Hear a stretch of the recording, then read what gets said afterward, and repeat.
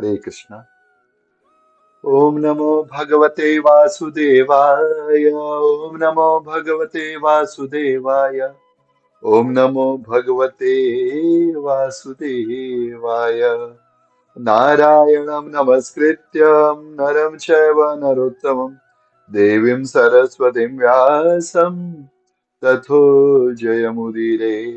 नष्टप्रायेषु अभद्रेषु नित्यं भागवत सेवया भगवती उत्तमा श्लोके भक्तिर्भवति नैष्टिकी। कृष्णाय वासुदेवाय देवकी नंदनाय च नंदगोपकुमाराय गोविंदाय नमो नमः। हरे कृष्णा। तो अभी तक हम लोगों ने चार स्कंद देख लिए हैं। कैसे कैसे परीक्षित महाराज को साथ मिलता है, सुखदेव गोस्वामी से मिलते हैं। फिर सुखदेव गोस्वामी से वो भागवत के विषय के बारे में पूछते हैं। तब अ, सुखदेव गोस्वामी वो बताना आरंभ करते हैं कैसे ब्रह्मा जी सृष्टि करते हैं। और ब्रह्मा जी सृष्टि करते हैं तो उस समय के बाद कैसे कैसे वो जीवों को उत्पन्न कर रहे हैं। और मनु और शत्रुपा को ब्रह्मा जी उत्पन्न करते हैं ताकि वो सृष्टि कर सकें। और मनु और शत्रुपा की पांच संतानें होती हैं, तीन पुत्रियां और दो पुत्र, जिसमें देवा होती है, अकुति और प्रसूति। उनकी जो है हमने देख लिया था उनके वंशों के बारे में। और चतुर्थ स्कंध में जो उत्तानपाद महाराज हैं उनके पुत्र ध्रुव महाराज और उनके जो वंशावली है उनको देखा था। लेकिन पांचवें स्कंद में हम लोग देखेंगे कैसे प्रियव्रत महाराज जो मनु महाराज के द्वितीय पुत्र हैं, जब पूरा लीनिएज जो उत्तानपाद जी का है वो क्रमशः कंप्लीट हो गया और राज्य करने का कोई नहीं बचा, तब मनु महाराज जाकर के समझाते हैं कि पुत्र तुम जो है राज्य करो। लेकिन प्रियव्रत महाराज यहाँ नहीं मानते। और प्रियव्रत महाराज जब मानते नहीं हैं तो ब्रह्मा जी स्वयं उनको समझाने आते हैं। और उसके साथ ही साथ उनके गुरु महाराज नारद मुनि वो भी आते हैं, समस्त देवता आते हैं, सिद्ध लोक के सारे गण आते हैं, देवता आते हैं, किन्नर किम लोग किम पुरुष के लोग आते हैं। वो सब आकर आते हैं ब्रह्मा जी के साथ और ब्रह्मा जी समझाते हैं कि देखो बेटा, मैं जो है तुम्हारा शत्रु नहीं हूँ। सबसे पहली बात, मेरे लिए तुम शत्रु का भाव छोड़ दो। क्योंकि अगर हम किसी के मन में कोई द्वेष भावना पाल के रखते हैं तो कभी हम उसकी बात नहीं सुन पाएंगे, नहीं समझ पाएंगे। हाँ।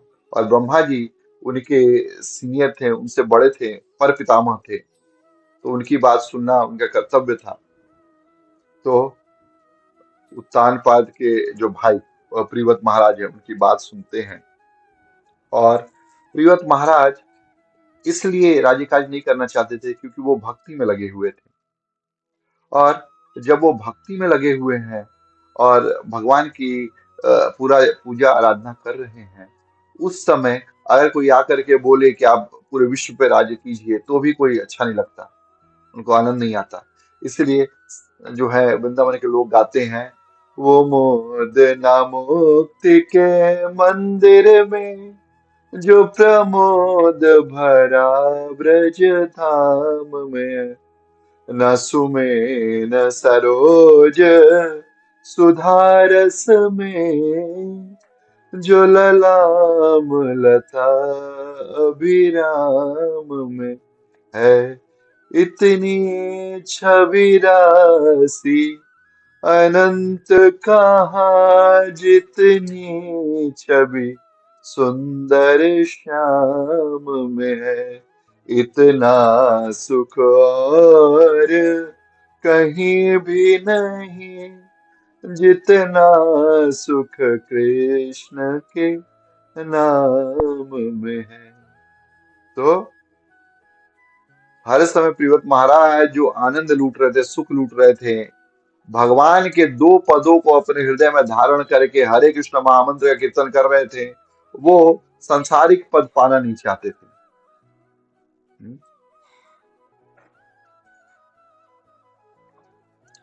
तो प्रियव्रत महाराज की ऐसी स्थिति थी और उसमें ब्रह्मा जी आके बोलते हैं और फिर भी वो सोच रहे थे एक बार, लेकिन उनके गुरु महाराज भी साथ में थे। तो प्रीवत महाराज के मन में ये भाव आ जाता है कि अरे अगर हम गृहस्थ आश्रम अगर अपना लिए, ब्रह्मचर्य आश्रम का त्याग कर दिए, तो क्या हम भक्ति कर पाएंगे कि नहीं कर पाएंगे। तो वहां पे बहुत सुंदर जो है ब्रह्मा जी श्लोक बोलते हैं और कहते हैं, भयं प्रमत्तस्य वनेष्वपि स्यात् यतः स्वास्ते सहसट् सपत्न्यः जितेन्द्रियस्यात्मनः रतेर्बुधस्य गृहाश्रमः किं नो करोत्यबद्धम्। हे प्रियव्रत, आप मेरी बात ध्यान से सुनो। भयम प्रमत्तस्य वनेष्वपि स्यात्, अगर कोई प्रमत्त है, बहुत सावधान नहीं है, तो वो जंगल में भी रह करके उसका जो है पतन हो जाता है। क्योंकि यतः स आस्ते स षट सपत्न्यः, अपने 6 पत्नियों के साथ वो रह रहा है। कौन सी 6 पत्नियां हैं? 5 उसकी इंद्रियां और 1 है उसका मन। 6 पत्नियों के साथ वो रह रहा है और 6 इंद्रिया कंट्रोल में नहीं है हमारे, तो हम जो है गिर जाएंगे। लेकिन जितेन्द्रियस्यात्मनरेरबुधस्य, जितेन्द्रियस्यात्म रमते बुधस्य, जो व्यक्ति बुद्ध है, वो कभी भी उसका फॉल डाउन नहीं होगा, वो उसका कभी पतन नहीं होगा, क्योंकि उसकी बुद्धि जो है हमेशा भगवान में लगी हुई है, भगवान में हर समय लगी हुई है। और गृहाश्रम, जो गृहस्थ आश्रम है, उसका क्या बिगाड़ सकता है। इसलिए हे प्रियव्रत, आप जो है गृहस्थ धर्म का पालन करो। और प्रियव्रत महाराज उनको प्रणाम करके बोलते हैं, ठीक है, आप जैसा बोलेंगे मैं ऐसा करूंगा। और उस समय उनका विवाह जो है विश्वकर्मा की पुत्री बृहस्पति से होता है और 10 पुत्रों को उत्पन्न करते हैं, जिनमें से 3 पुत्र जो हैं रैवत, उत्तम, तमस और रैवत, ये 3 जो है पुत्र उनके, वो एक एक मनवंतर जो है राज करते हैं। और उत्तम, तमस और रैवत मनवंतर, उनके नाम से ये मनवंतर जाने जाते हैं। और 110 करोड़ साल तक राज्य करते हैं प्रियव्रत महाराज। एक बार की बात है, प्रियव्रत महाराज को ऐसा लगता है कि सूर्य जब उत्तर में होता है तो वो दक्षिण को कम रोशनी प्राप्त होती है, और दक्षिण में होता है तो उत्तर को कम रोशनी प्राप्त होती है। ऐसा सोचा प्रियव्रत महाराज ने, और उन्होंने प्रण किया कि मैं जो है दोनों ओर बराबर रोशनी रहे, इसलिए जो है मैं कार्य करूंगा उसके लिए। और उन्होंने अपने रथ को जो है सूर्य के विपरीत जो है दौड़ाया। सूर्य अगर दक्षिण में रहते थे, वो उत्तर में रहते थे, और सूर्य अगर उत्तर में है तो वो दक्षिण में रहते थे। ऐसे करके जो है, अब ऐसे जो है परीक्षित प्रियव्रत महाराज जो हैं वो घूम रहे हैं, और दिन और रात सब जगह बराबर कर दिया। और उनके चक्र के पहिए से जो है 7 समुद्रों का निर्माण हुआ, जिसमें से जो समुद्र है अलग अलग उसमें जो है भरा हुआ है द्रव्य पदार्थ। किसी में खारा पानी भरा है, किसी में गन्ने का जूस भरा हुआ है, हाँ, किसी में जो है सुरा बहती है, लिकर बहता है, किसी में घी बहता है, किसी में दूध बहता है, किसी में दही बहता है, किसी में मीठा जल बहता है। ये 7 जो है सागर हुए, और ये 7 सागर जो है 7 द्वीपों को उन्होंने घेरा। और इस तरीके से जो है प्रियव्रत महाराज ने जो है राज किया। बाद में प्रियव्रत महाराज ने संन्यास लिया और अपने पुत्र अग्निद्र, उनको राजा बनाया। और अग्निद्र जो थे, उन्होंने जो है अपने पिता का जो है आज्ञा स्वीकार की और तपस्या करने के लिए गए, जिसमें जब वो ब्रह्मा जी की तपस्या कर रहे थे तो ब्रह्मा जी ने पूर्वचित्ती नामक अप्सरा को प्रेरित किया कि आप जाइए अग्नि जी से विवाह कीजिए और उनसे संतान उत्पत्ति कीजिए, जो संसार में जो है राजकाज का कार्य करेंगे। और अग्निद्र जो है वो जम्बू द्वीप में, जो 7 द्वीप बने थे उसमें जम्बू द्वीप में आकर के वो रहे थे। और वहां पे फिर जब पुरोचित अप्सरा शादी होती, विवाह होता है, तब 9 पुत्र उनके उत्पन्न होते हैं। और उन 9 पुत्रों में जो एक पुत्र थे नाभि, वो जो है उन फिर उनका विवाह जो है मेरु देवी से होता है। और मेरु देवी जो मेरु पर्वत की पुत्री थी, आ, इनके संसर्ग से पुत्र जो उत्पन्न होते हैं वो भगवान के अवतार थे, क्योंकि नाभि जो है उनको कोई पुत्र नहीं हो रहा था, और यज्ञ करते हैं भगवान को प्रसन्न करने के लिए। और भगवान प्रसन्न होकर बोलते हैं कि क्या चाहिए मांग लो। तब नाभि जो है राजा, वो बोलते हैं कि मुझको पुत्र, आप जैसा पुत्र चाहिए। भगवान बोलते हैं मेरे जैसा पुत्र तो हो ही नहीं सकता, इसलिए मैं स्वयं तुम्हारा पुत्र बन करके आऊंगा। और नाभि और मेरु देवी घर भगवान ऋषभ देव, जो भगवान स्वयं है, हाँ, वो आते हैं। और भगवान के अंश और कला अवतार दोनों हैं, हाँ, ऋषभ देव। इस तरीके से जो है ऋषभ देव आते हैं, और बहुत सुंदर सुंदर उन्होंने जो है अपने पुत्रों को उपदेश दिया है, वो भी हम लोग पढ़ेंगे।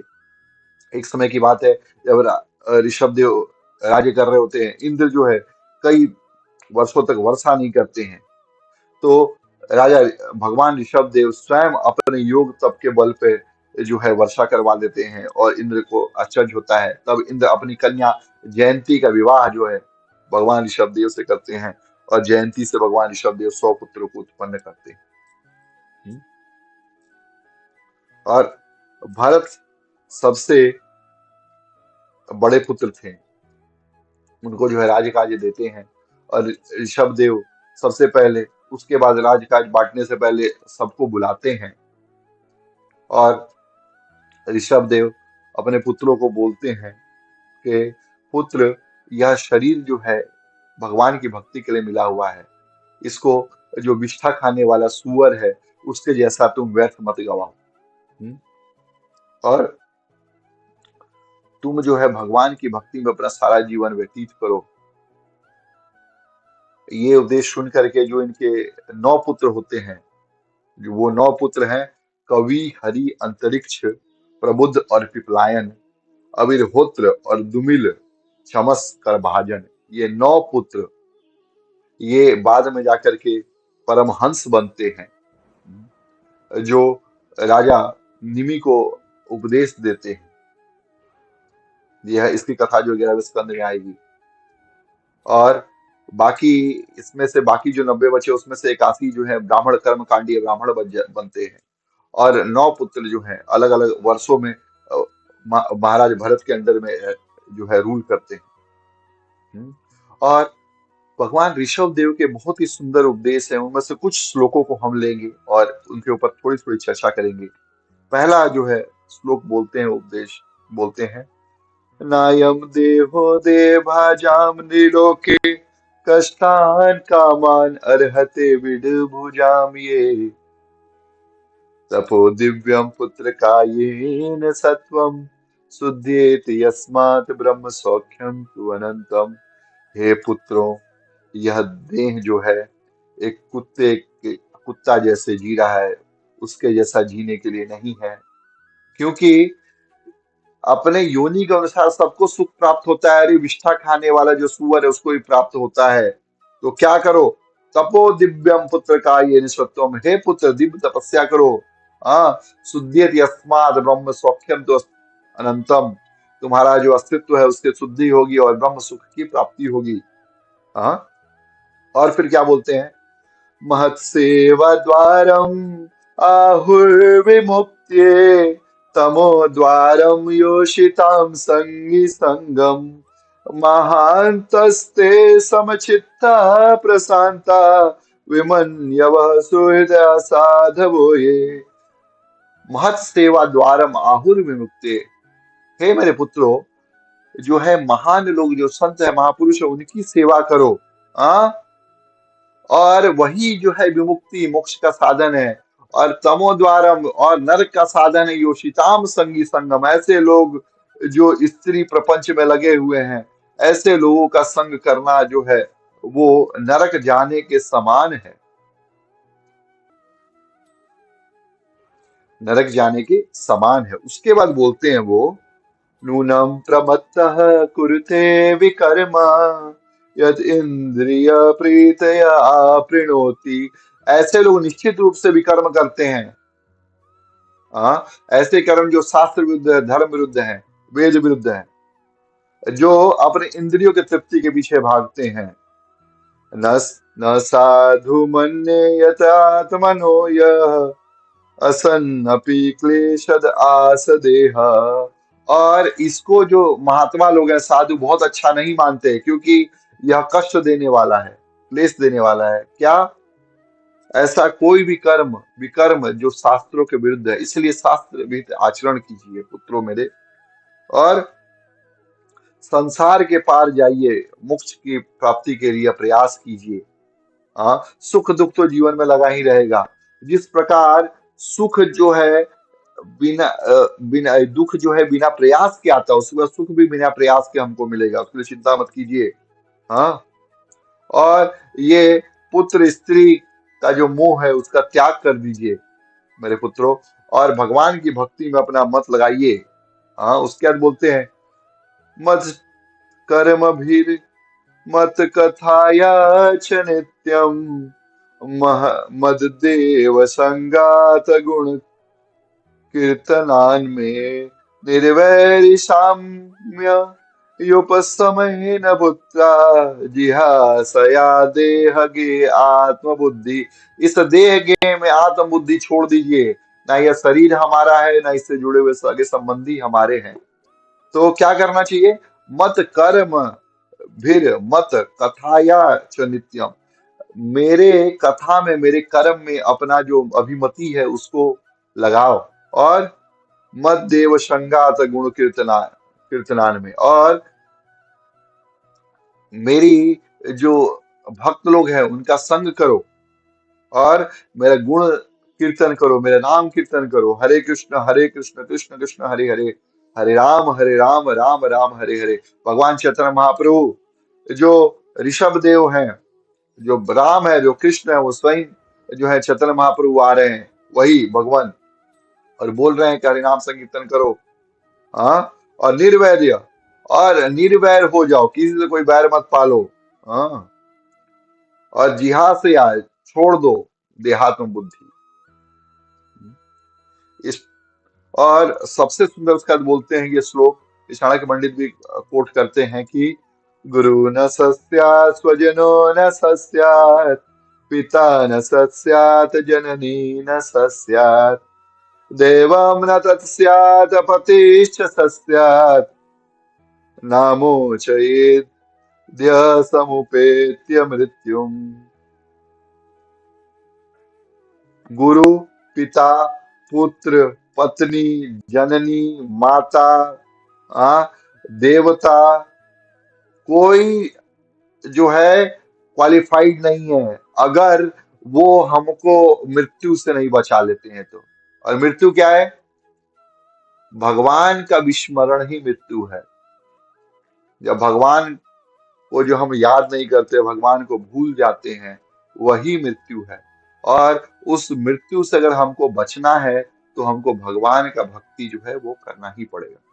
और सेम चीज जो है यहाँ पर भगवान ऋषभ देव बताते हैं अपने पुत्रों को, और ऋषभ देव ने ये करके बहुत ज्ञान दिया, और उपदेश दे करके वो राजपाट पुत्रों को सौंप करके स्वयं जो है ऋषभ देव ने संन्यास लिया, और उन्मत्त जैसा, पागल जैसा घूमते रहते थे, और इधर से उधर घूमते थे। कुछ लोग उनके ऊपर सुसु कर देते थे, फिर भी जो है ऋषभ देव, उनको दिक्कत नहीं होती थी, अपने ही जो है आप में लेटे रहते थे, मलमूत्र में अपने सने रहते थे, लेकिन फिर भी उनको कोई भान नहीं था। सब लोग देखते, उनका मजाक उड़ाते, कोई लोग सोचते बहुत सिद्ध आत्मा है, कोई सोचते हैं कि अरे ये क्या ज्ञानियों जैसा पढ़ा हुआ है। लेकिन ऋषभ देव को किसी कोई चिंता नहीं थी उनका। आप अगर कोई व्यक्ति बोले कि मैं देवता हूं, आप एक टेस्ट उनसे ले सकते हैं, स्टूल टेस्ट। स्टूल टेस्ट क्या है? अगर किसी का मल जो है 80 किलोमीटर दूर तक, 8 योजन अगर महकता है, तो उसको हम लोग भगवान मान सकते हैं। और यहाँ रखा हुआ है, इस जगह पर रखा है, और 80 किलोमीटर दूर तक महकता रहे वो जो ये है मल है, उसको भगवान मानना चाहिए। और भगवान ऋषभ देव का महकता था। और अंत में भगवान ऋषभ देव ने अपने ऊपर स्वयं के ऊपर ध्यान लगा करके योग अग्नि से अपने शरीर को जो है भस्मभूत कर लिया और देह त्याग किया। और तो और भगवान जो है सिद्धियों को भी उन्होंने नहीं अपनाया। हाँ, सिद्धियों को भी जो है उन्होंने त्याग कर दिया। क्यों? उनका उनका मानना था कि सिद्धियां भी जो भगवान की भक्ति में जो है एक बाधा के समान है, क्योंकि व्यक्ति जो है भगवान के ऊपर पूर्ण रूप से समर्पित नहीं हो सकता है। हम्म। और वो सोचते थे, उनका कहना था कि बुद्धिमान मनुष्य को कभी भी अपने मन पर विश्वास नहीं करना चाहिए, क्योंकि कई बार शिकारी जो स्वयं शिकार करने जाता है वो खुद शिकार हो जाता है। हाँ, कई बार शेर सोचता है कि मैं भैंस को या बैल को मार दूंगा, लेकिन कई बार जो भैंस या बैल ऐसा मारता है कि दोनों सिंग जो बैल के हैं शेर के पेट में जाते हैं और फट जाता है, शेर वहीं मर जाता है। हाँ, तो इस तरीके से जो है हमको अपने मन पे विश्वास नहीं करना चाहिए। और व्यभिचारी स्त्री, वो सोचते हैं कि एक मन जो होता है अगर दूसरे के प्रति सोच रहा है तो एक व्यभिचारी स्त्री के समान है। वो स्त्री जो अपने पति को छोड़ करके जाती है पर पुरुष के साथ, और उसके चलते बाप भाई और उसके मारे जाते हैं, पति भी उसका मारा जाता है व्यभिचार के चलते। इसी उसी तरह हमारा मन भी है, जो मन भगवान को छोड़ करके और कुछ भी छोड़ सोच रहा है तो व्यभिचारी हो चुका है। इस मन को जो है बचाना व्यभिचार से, तो भगवान के जो है चरणों में लगाना पड़ेगा, उनके गुण कीर्तनों में लगाना पड़ेगा। हम्म।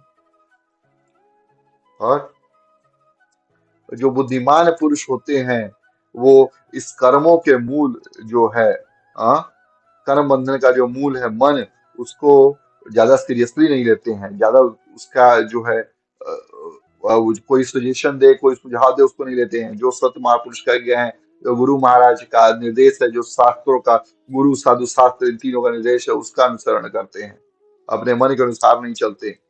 हम्म। क्योंकि काम का और क्रोध और लोभ तीनों का कारण जो है वो मन ही है।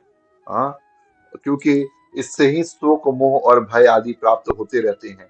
इसीलिए मनुष्य को चाहिए कि वो मन पे विश्वास ना करके गुरु महाराज के वचनों पे विश्वास करे। इसलिए जो है भगवान ऋषभ देव के लीला से हम ये समझ पाते हैं कि हमको जो है भगवान की शुद्ध भक्ति करनी चाहिए और भगवान के नाम का कीर्तन सदैव करते रहना चाहिए। हम्म।